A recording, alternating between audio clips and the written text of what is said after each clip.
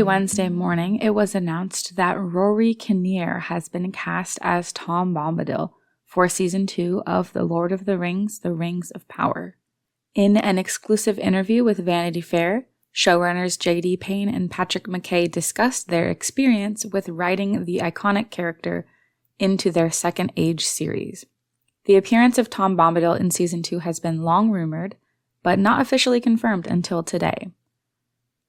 Tom Bombadil did not appear in any of Peter Jackson's The Lord of the Rings or Hobbit films, so this character may come as a surprise to fans who have not read the Lord of the Rings books. In my most recent video, I discussed the character of Tom Bombadil as written by Tolkien, so I will link to that video below if you are interested in learning about Tom Bombadil as Tolkien presented him. In this video, we're going to talk about the first look that we were given at the character of Tom Bombadil in The Rings of Power and sort through what I think were the most interesting aspects of this first look article, and we can talk a little bit about how the character looks as well. In this first look from Vanity Fair, Kinnear has been transformed into the enigmatic Tom Bombadil, featuring the iconic blue jacket and yellow boots. And if you look very, very, very closely, you can see that he does indeed have a feather in his hat, which is awesome. With a full brown beard and a characteristic warmth in his eyes, I have high hopes that Kinnear will be well suited to this role. One of my primary concerns when hearing rumors that Tom Bombadil would be appearing in this series was that they would be unable to strike the right tone with the character. He might appear either too jovial and come across as really cringy in an otherwise kind of dramatic world, or that they would turn him into a gritty Tom Bombadil, which would make him unrecognizable as a character. And I'm still not totally sure really what is going on with this character, because in the photos, he looks very serious and very dramatic. In the article, McKay and Payne talk about how he's singing and talking in verse and how whimsical he is, and so I do hope that they have struck a good tone. While these photos do look promising and his costuming looks cool, I'm definitely always going to remain a little bit nervous until I actually see it on screen, in context. My main takeaways from this first look article. My main takeaway is that Bombadil's look includes his iconic yellow boots, his blue jacket, and a feather in his hat. Kinnear even brings it up in the article, saying his boots are yellow, the jacket is blue, and he's got a feather in his hat, so all the main beats were hit. It is also confirmed in the article that the Stranger, Nori, and Poppy will all be in Rhûn in this season, where the Stranger's path will collide with Tom Bombadil's.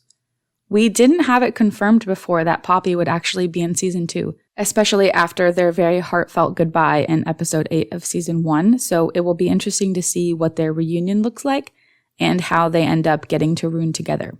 I'm also not totally sure why Tom Bombadil is even in Rhûn, because obviously in The Lord of the Rings he lives in the Old Forest, which I guess would just be the forest during the Second Age, and that's kind of a puzzling thing for me. It reminds me a lot of sending Galadriel to Númenor in Season 1, because you can always say, well, Tolkien never said that Galadriel didn't go to Númenor, so why don't we send her there?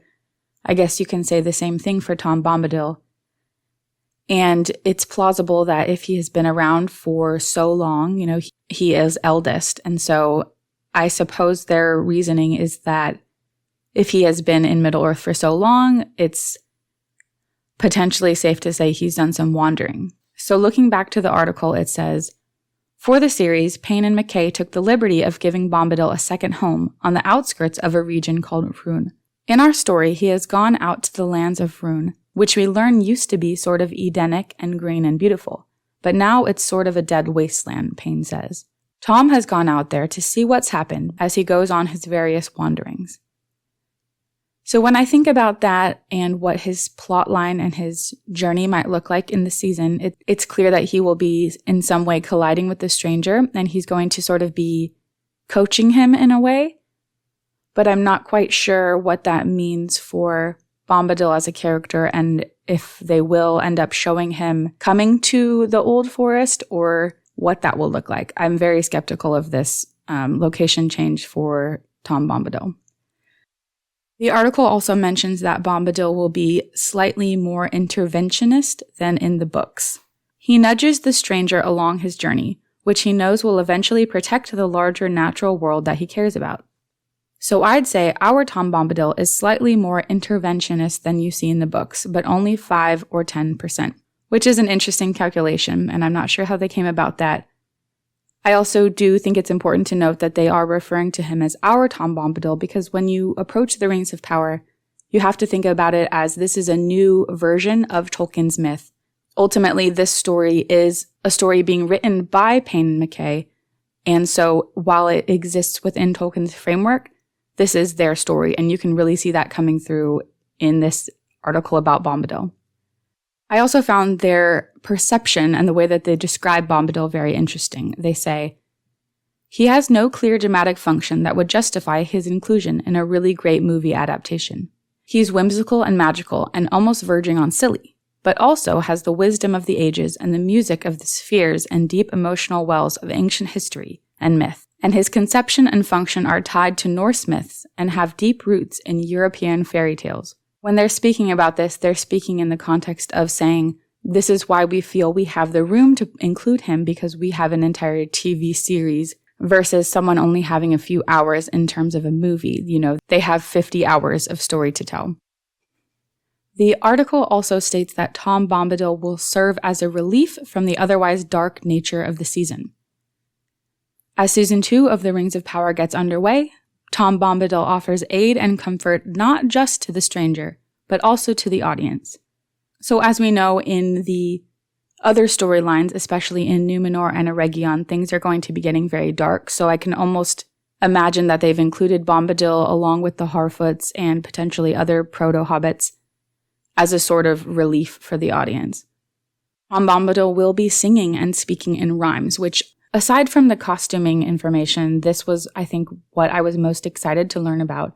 They say Tom Bombadil is singing and saying lines that could be nursery rhymes from children's poems. So that is going to be very interesting. And once again, the tone will be very important. So if they are able to pull it off, I will applaud them.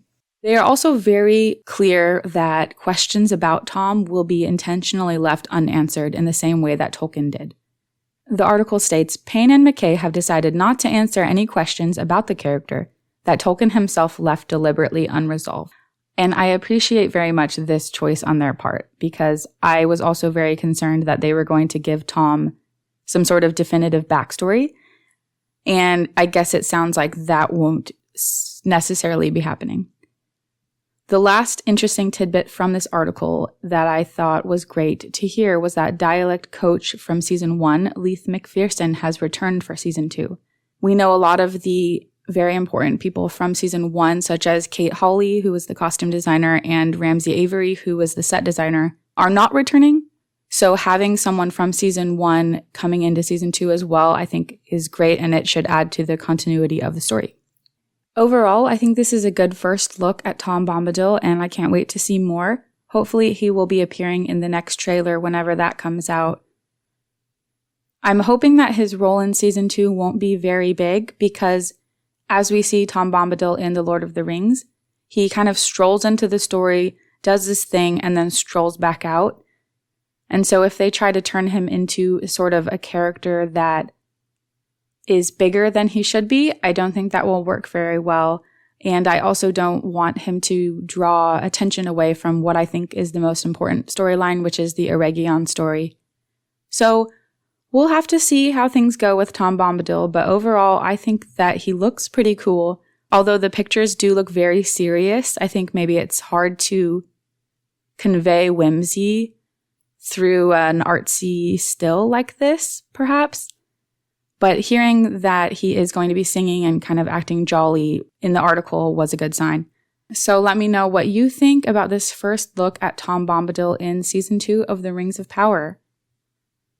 If you would like to continue the conversation, you can join the Tea with Tolkien Discord server at teawithtolkien.com/Discord.